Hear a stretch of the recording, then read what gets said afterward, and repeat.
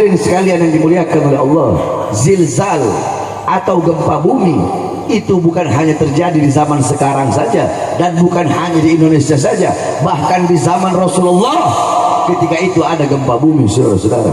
Ketika gempa bumi, Rasulullah bersama Sayyidina Abu Bakar, bersama Sayyidina Umar bin Khattab, bersama Sayyidina Utsman bin Affan. Ketika gempa bumi, Rasulullah meletakkan tangannya di atas tanah dan Rasulullah berkata, wahai bumi, belum saatnya bagimu. Wahai bumi, berhentilah engkau bergoncang. Wahai bumi, ketahuilah di atas engkau ada seorang nabi, ada seorang siddiq, dan ada 2 orang syahid.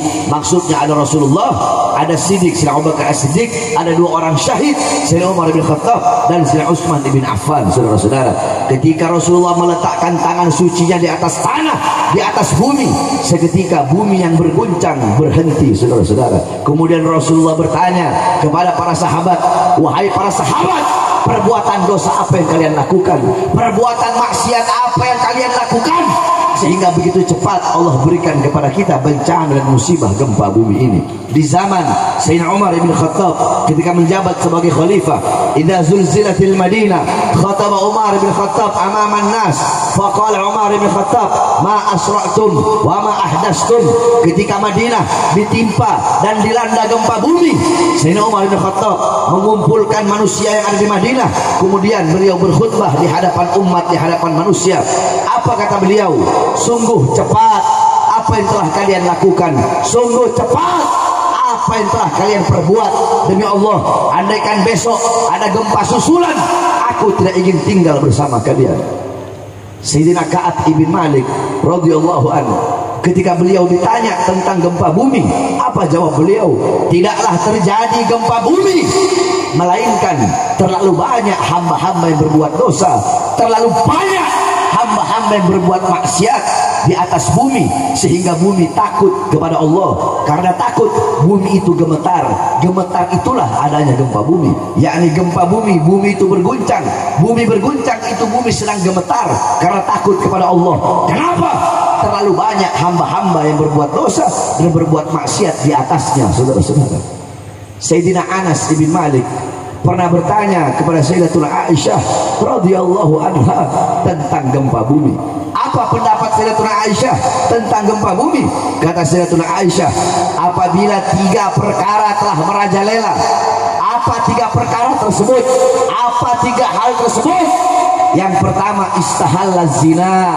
Apabila zina telah menjadi sesuatu yang halal, zina dianggap perkara yang halal, pagi, siang, sore, malam, tidak yang tua, tidak juga yang muda, siapapun, laki-laki, perempuan membuka aurat, laki-laki, perempuan memamerkan aurat, perempuan yang telanjang di pinggir jalan mempertontonkan auratnya, memperlihatkan auratnya, laki perempuan pacaran, pelukan, ciuman di pinggir jalan, pelacuran di mana-mana, orang berzina tidak punya rasa malu kepada Allah, terang-terangan mempertontonkan perzinahan mereka di hadapan manusia. Saudara-saudara, saudara-saudara, zina adalah dosa yang sangat besar.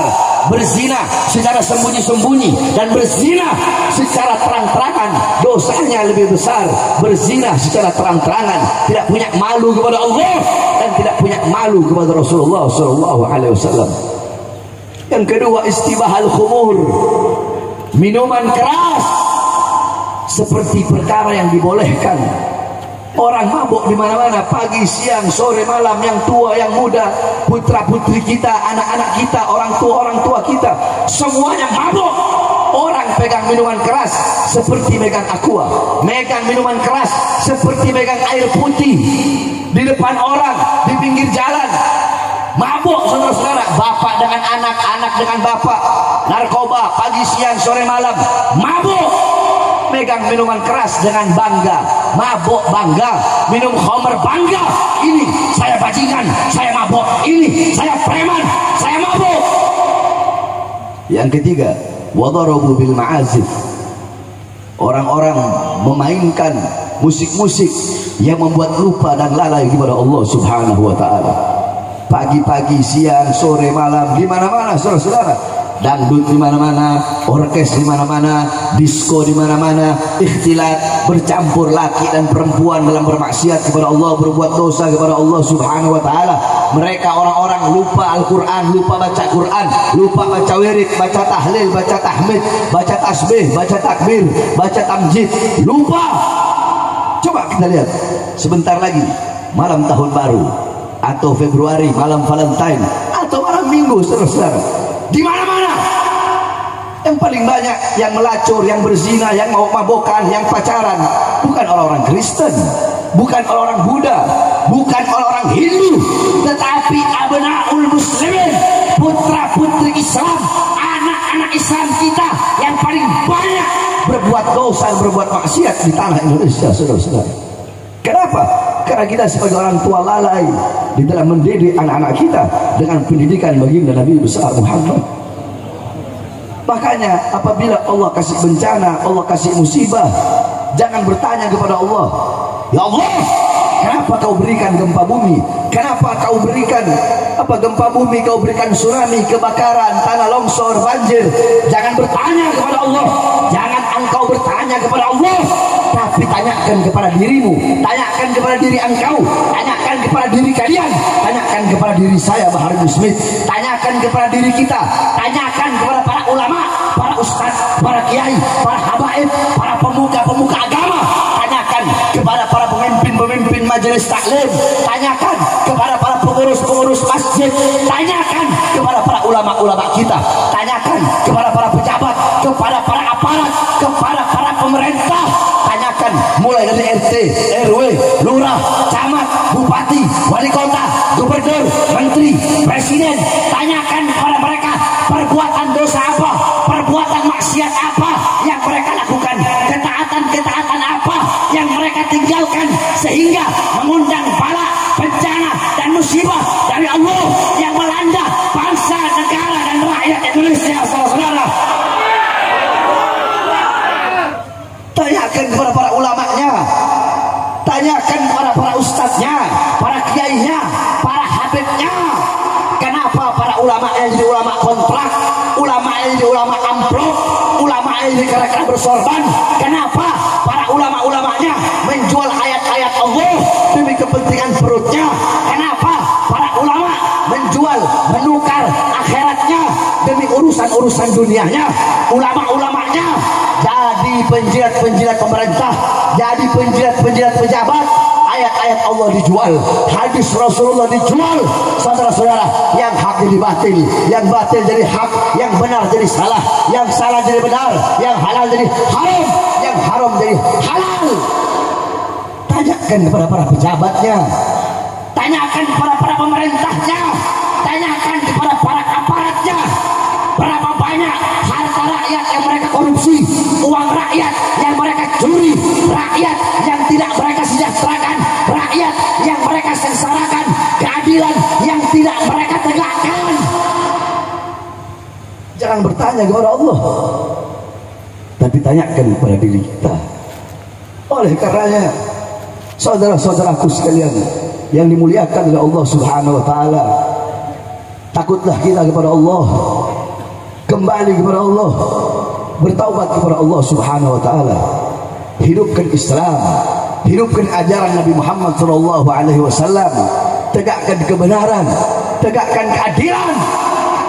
Jangan pernah tunduk kepada kezaliman, kemaksiatan, kemungkaran, karena kezaliman, kemaksiatan dan kemungkaran itulah menjadi syarat dan sebab Allah turunkan bala, bencana dan musibah.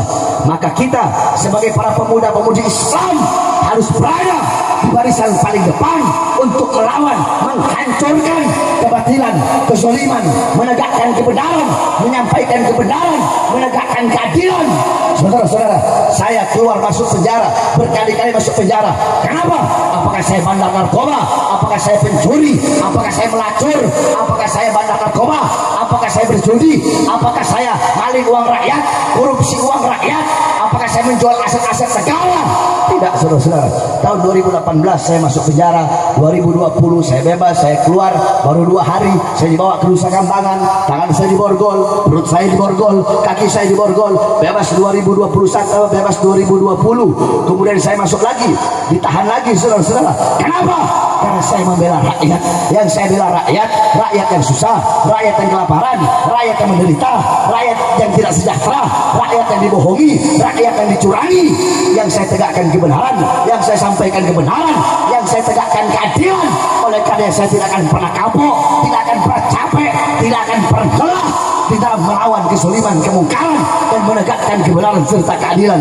Saudara-saudara, demi Allah, untuk bangsa, untuk agama, untuk NKRI, untuk Merah Putih, untuk Indonesia, untuk rakyat.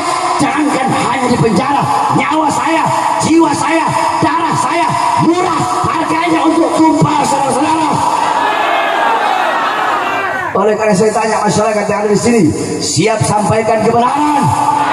Siap sampaikan kebenaran? Siap melawan kezaliman? Siap melawan kemungkaran? Siap melawan kebatilan? Siap mati demi NKRI? Siap binasa demi Indonesia? Siap hancur demi Islam? Allahu Akbar!